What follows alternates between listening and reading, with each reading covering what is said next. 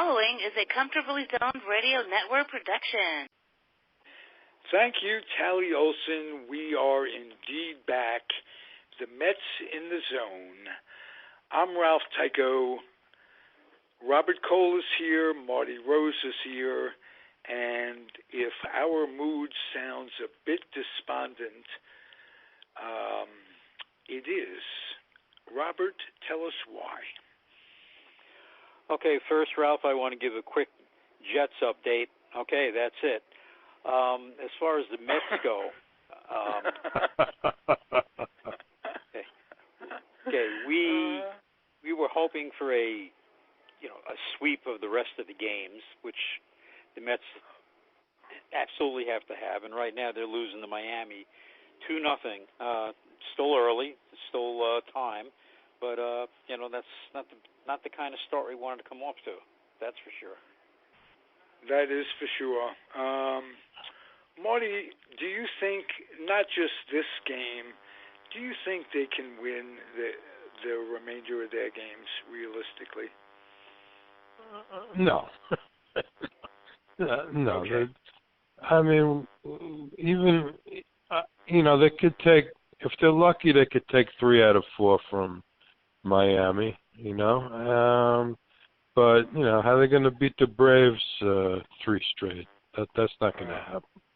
Even if the Braves are, got it locked up and got anything locked up that they can, they're still not going to beat them 3 straight. So, Okay. I like your realistic pragmatism. Robert, do you disagree with that or totally agree? Do you think there's a chance? Yeah, there's always a chance. I mean, we've seen weirder things before, and we've seen miracles before. Other things have to happen, too. And, it was looking like the best hope was, the Mets having to win it out and possibly the Nationals falling back because the Brewers and the Nationals are now tied. But that would mean getting some help from the Phillies, who are playing the Nationals 5 games. And right now the Nationals are up 2-0. Although, of course, with their bullpen, you never know. So, but okay. until they are eliminated, yeah, there's always a hope. I keep hoping. I keep looking at my 4-leaf clovers. I just keep hoping and wishing. I keep chanting. You got to believe, and rubbing my Tug McGraw baseball card. But realistically, it's been that way for a long time. We have our memories to look back upon, and amongst those memories are the times of success, of miracles, and that was truly a miracle. Talking about 1973. They didn't win it all, but they got to the World Series, and it was legendary in Met lore. I'd like to see it happen again. I don't think it would be a miracle if they came back today and they won the remainder of the games with Miami. But it would truly be a miracle if they beat the Braves 3 straight. That would. Yeah, and the other thing too is not only even if the Braves have everything wrapped up, realistically, no team wants to play the Mets in the postseason. I mean, realistically, you don't want to have to go up against their starting pitching. Even though the Braves have had the Mets number, they sure don't want to take a chance on meeting them in the postseason. And so, yeah, they're going to do everything they can, to eliminate the Mets. But, I mean, I, for one, the fact that they're still alive the last week of the season, makes me pretty happy considering what it was a few weeks ago. Will you both agree this was not an easy team to root for by any? I mean, given that they're this far along, it wasn't fun. I can't explain it, but it was, even when they were winning, it wasn't fun, it seems. No, not when they were winning. It was fun. I guess it comes down to that, doesn't it? But many times we've been surprised. We wrote them off 2 or 3 times this year. Wrote them off for good 2 or 3 times. This season is toast. And it was, and they came back. That's why I say it would be something. Let's put it that way. And then you would need some help from the gods. One could sweep it all and still not have their way. Yeah, I mean, you know, you keep waiting for the Brewers. I mean, the Brewers are what won 15 out of the last 18, something like that. I mean, you just keep waiting. You know, that's got to end at some time, but it hasn't, and it's all happened since Yelich has been out. You know, so go figure that. And you know what? We talked about this a couple of weeks ago, and you were the one that mentioned that some teams step it up when their key guy goes out. You're absolutely right. That good example. And they've done that. And it looked like the Nationals are in the clear, you know, and all of a sudden, you know, they might be the ones that get caught. So, you know, it's been kind of interesting. And, of course, you know, we could use some help from the Phillies as well, but it looks like the Phillies have totally spit the bit. So. Okay, and now Cubs, I want to ask the Cubs folded, too. Yeah. Oh, I just said the Cubs also. Yeah. I'm sorry, I keep talking over you. Go ahead. No, you go ahead. No, I was just saying that the Cubs also folded, you know, right at the end. So yeah, I think the Cubs are telling management they no longer are listening to Joe Madden. Yeah. Oh. Wow. Apparently How quickly so. the greats fall from being great. Yep. Just the way it goes. Yeah. Let me ask you guys 2 questions. I want to ask you guys about what and if they don't win, who will be the next manager, and will there be a next manager? But I want to ask you guys, starting with Marty, I want to ask you guys about Syndergaard and choosing his catcher.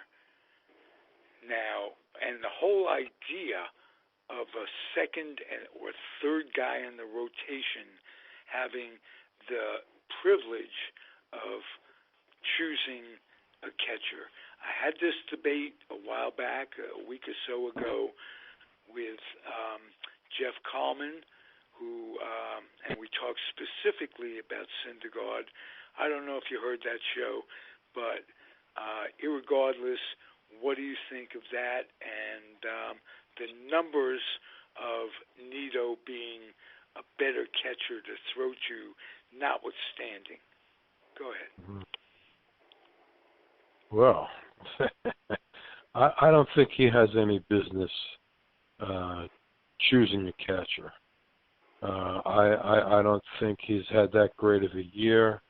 He's proven that he can hold runners on.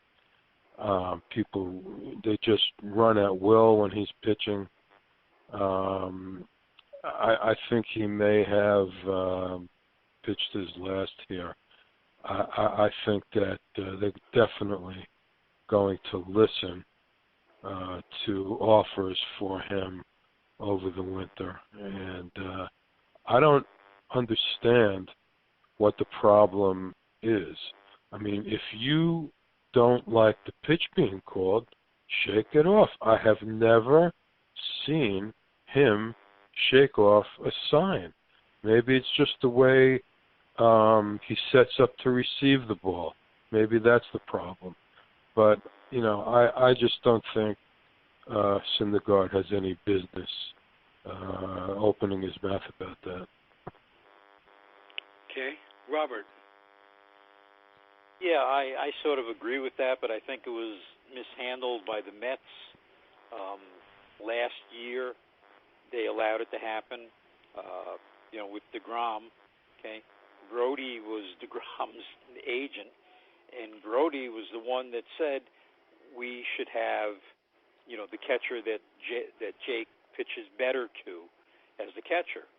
Well, now this year, it's a totally different thing because it's shoes on the other foot, and Brody came out and said, well, I don't believe that's an important thing, and I don't think, it's a necessary thing. I think it was just mismanaged from the beginning. And again, Brody was involved and probably shouldn't have been. And it should have just been taken care of in-house. It should never have been made public. And that's the more disturbing thing to me, is that it became public. So who let it out? Was it Brody? Was it Syndergaard? Was it, Mickey? Somebody let it out. And, that's the more disturbing thing, that should have been kept in-house. The thing I would keep an eye on the three of us both had reservations when a former player agent was hired. If we went back to those podcasts, we'd find all of us were really leery of, who's going to negotiate the deals, who's going to be left out of the negotiations, this, that, and the other thing. So we were Nostradamuses on that one. Oh, but what? Go ahead. Go ahead, Marty. No, I didn't say anything. Go ahead. Oh, okay. Okay, my pug could have told you that, Ralph. That just was not smart thinking on the Wilpons' part. You had a couple of different guys, versed in baseball on that side. I am something from Tampa, where you are. Right. Yeah. Kyle Bloom, was the one that I wanted all along. I thought he would have been perfect for this situation. Probably would have put the team together a little bit differently than Brody did. And now, you're still stuck with, Cano, Familia, okay? And probably something we should talk about tonight, too, is Diaz. A lot of other Mets sites are yelling that he be traded as soon as the season's over. I don't see that. He's actually on the cheap. Okay, he supposedly has bone chips in his elbow. You're not going to get anything for him right now. Bring him to spring training. He's on the contract. Get his arm cleaned out, and let's see what you have next year. He looked nasty the other day. He's not up for arbitration yet, is he? No. No? Okay. I don't believe so. Okay. I'd have to double check. Somebody said that. All right. Well, it may be his first year, but if it's his first year of arbitration, okay, he'd be stupid to fight it. You basically take whatever the Mets offer you at this point, because he has almost nothing, to go into an arbitration meeting with, after this season. No. You shut your mouth. How about Familia? As a fan, without thinking about it, without too much logic involved, I don't want to see him again. That's well, that's wishful thinking. Does he fall under the same category? Is he locked up for a while? Yes. He signed a 3-year deal, didn't he? One more year? Okay. Well, I think it was a 2-year, Marty. I think it's a 2 with a mutual, third year, something like that. But he's on the contract for sure 1 more year. And I say the same thing again. Again, other sites, and Marty's seen him too. DFA him. Well, he's on the contract. Okay, this season's over. Bring him back to spring training. Okay, work with him. See what you can do to get him straightened out. If he can get anything near what he used to be, he'd be valuable. So, it's silly to get rid of guys now. They're on the contract. Bring them back to spring training and see what you have. Yeah, so many relievers are off again, on again seasons, He could come back and be great. Not just with the Mets, with other teams as well. Yeah, everybody, absolutely. Yeah. The only guy that didn't fall into that was Mariano. I mean, he seemed to be locked in every year basically, but they only come around once in a lifetime. So. And Smith is a very underrated relief pitcher. Smith? Yeah, the guy with the Angels. I can't think of his first name. Oh. Okay. I mean, he was pretty steady from year to year. And Eckersley and Fingers and those guys. Yeah, well, that was a different era, though. Those guys would go 3 and 4 innings in relief. That was a totally, right, and they put less strain on their arm in 3 or 4 innings than these guys would put trying to throw 98 in 1/3 of an inning. Yep. So let me throw a question out at you two guys. Okay, who are your untouchables going into next year?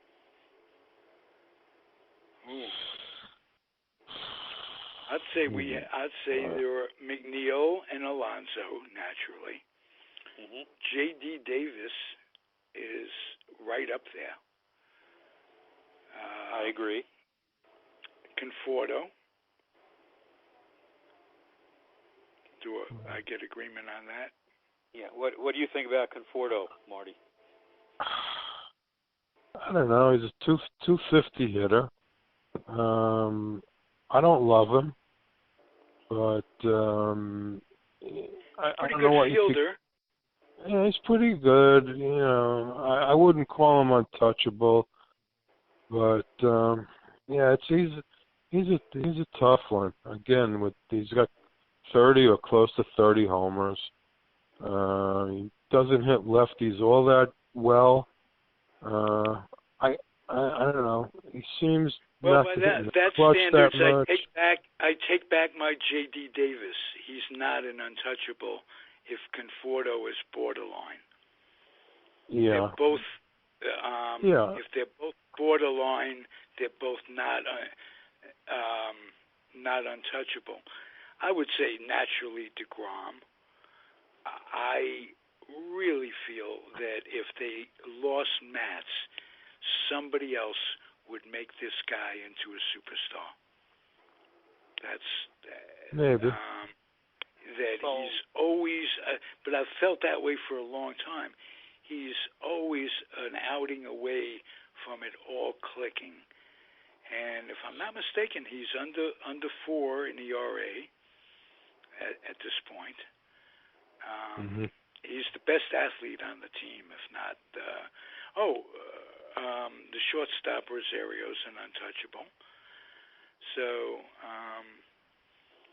you can't really say they're as weak as they've been in the past. No. There's talent there. There's something that can be done. I'm always going to bring up Cano. Okay.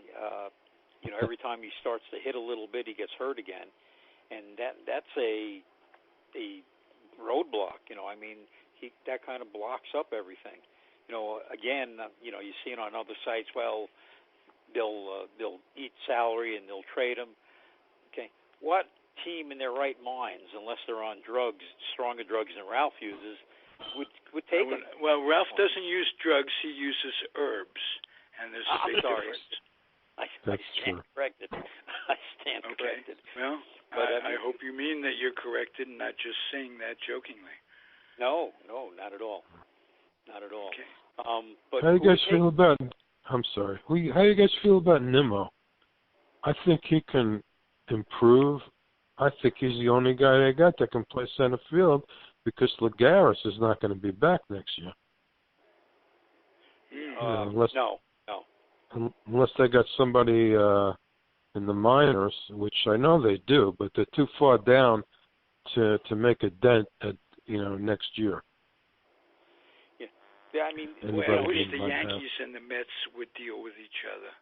I'd love to have Hicks playing center field for the Mets. No, you don't.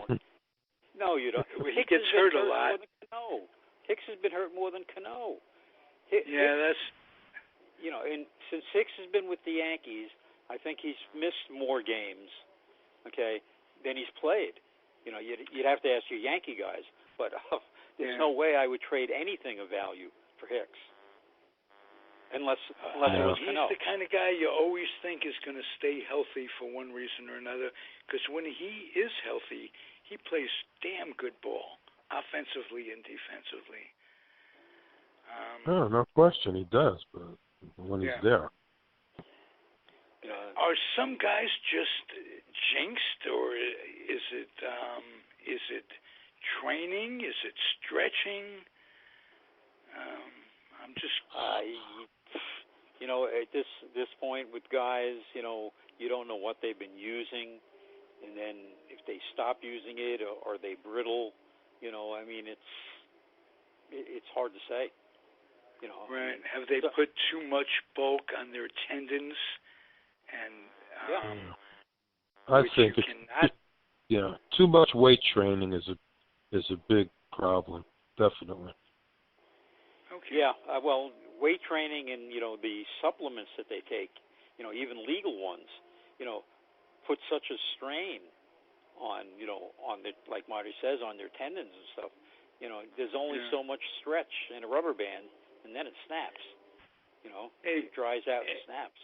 To our audience, if there is anybody out there that is a kid, has a grandkid, knows a kid, you tell them it's not worth it. There's so few that make it to the big leagues that don't experiment with this crap. Don't put your body through it. There are people overdosing and dying from it in a way that the ill effects won't come up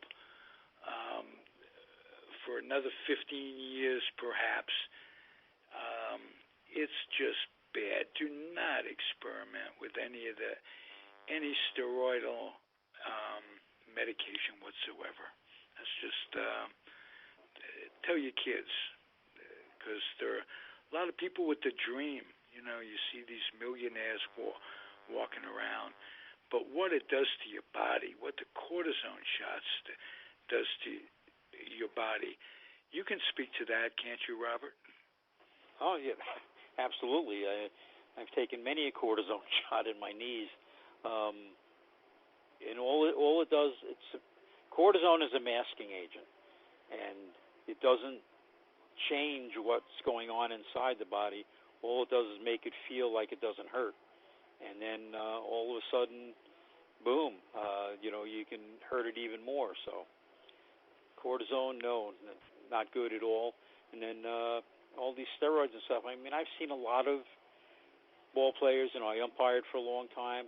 I've seen pitchers snap their arms in mid-delivery, where you could actually hear the snap and see them rolling around on the ground, and it's just not worth it.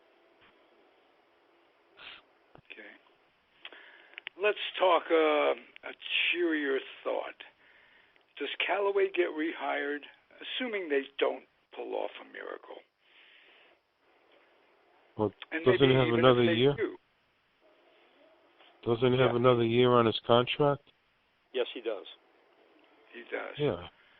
So, my opinion on that is Freddie is not going to pay two guys to manage the team, or one to manage and one to not manage. I think he's back. I really do. Okay. Yeah, and to Robert, back that do you up, agree? Yes, and to back that up, I don't see Brody giving up, his overall management of the team. And I think everyone knows that he was this year. It even came out that he calls down to the clubhouse and, basically has somebody run and tell Mickey what to do. A real manager is not going to take a job like that, where he's going to have to listen to the general manager telling him how to manage on the field. So if Brody's going to continue doing that, absolutely he'll be back. Because, I would have quit by now myself, to be honest with you. I couldn't take what he's been put through, but apparently he needs that money more than, well, I would need it also, but I still couldn't take what he's gone through. Right. Yeah, I heard some talk more about what people would like to see than what might happen. But they could hire Edgardo Alfonso as the bench coach for next year and groom him for the job the following year, because he's a real Met, you know. Yes, in fact, I've been putting that on different Met sites. I think he would be perfect. You know, I mean, he's a Met. He's in the system. Okay, he's obviously able to handle young players because that's what he's doing. He's managing in Brooklyn. Okay, right. And that's he all knows he has. the players. Yep. Yep. He knows the Another game. Another name that Howie brought up was Moises Alou. He's got the pedigree. They talk What's he about done? What's he been doing lately, though? Well, what was Aaron Boone doing lately? Well, Aaron Boone. He was up in the booth, wasn't he? Yeah, Aaron Boone was involved in baseball. I don't know what Moises Alou is doing. Moises Alou is being rumored as the San Diego candidate as well. Oh, really? Okay. Yeah. They're talking they about also in talk San Diego. in terms of him being a GM someday. That he's very bright and communicative. But I think what Marty just said, you know, you bring in Fonzie as the bench coach, okay, as the right-hand man, and then he'd be the guy to go in, you know. Okay, is there any chance that that Wilpon looks back on the year and says, "Oh, we came so close, September 25th, 26th, whatever it was," and with that in mind, let's go for a winner next year and maybe hire a replacement for Callaway.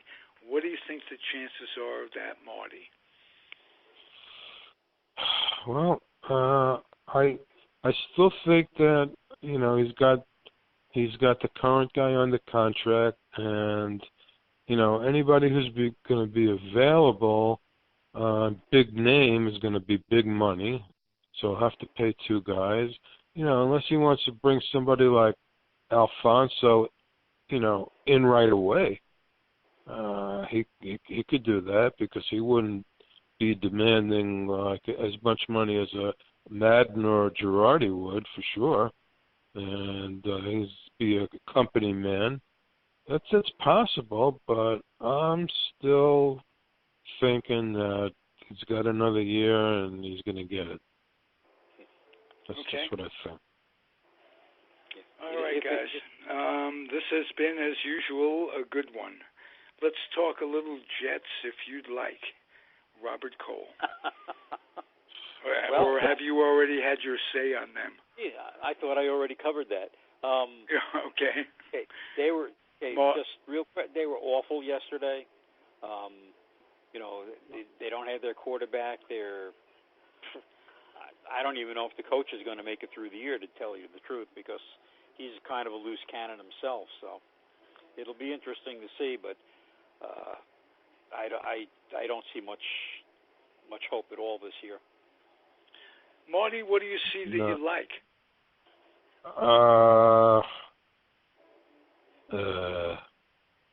That there's only 14 games left? No, nothing. I don't. It's terrible. The whole situation is terrible. You know, if the second string guy wouldn't have gotten hurt, might have been a little bit better. You know, the defenses are terrible, but look, you can't spend 40 minutes on the field as a defense. The only reason that they covered the points is that Belichick pulled Brady out of the game, which he never does, and people were very pissed that lost money. I mean, Jesus, it was 21.5 the line, and you know they could have easily, you know, rang up, you know, 40 or more points. But isn't it just possible that Belichick needed his family room redecorated or something like that? He goes, "Oh, what the hell? I'm not talking to the It's possible. Yeah, well, you never know. You never know. And Mr. Kraft. Hey, Mr. Belichick, they said everything is covered. Don't worry about it. We're just going to put first class. We'll put the tiles in right now. Sorry, Miss Belichick, for all the inconvenience. Oh, boy. And Mr. Kraft could need legal fees, too. You don't know. Right, exactly. And more than likely he does. Yeah, well, they got an early bye week, so they could. I can't believe it's a bye week already in week 4, but they got it next week, so they're off. And then the following week they got Philadelphia. So I think they got New England again after that. Just tell me what rooms you need redecorated, and we'll take care of you during the week. Robert Cole and Marty Rose. Does that sound good? Good. Yeah. Nice. Yes. I'll take a piece. All right. If you're listening out there, hey, hey, what do I know? I don't know. I've morphed. What is this? My IQ went down and I morphed.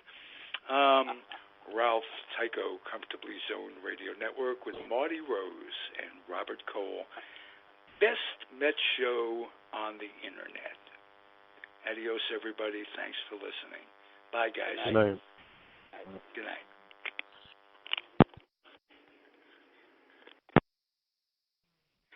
The proceeding has been a Comfortably Zoned network production.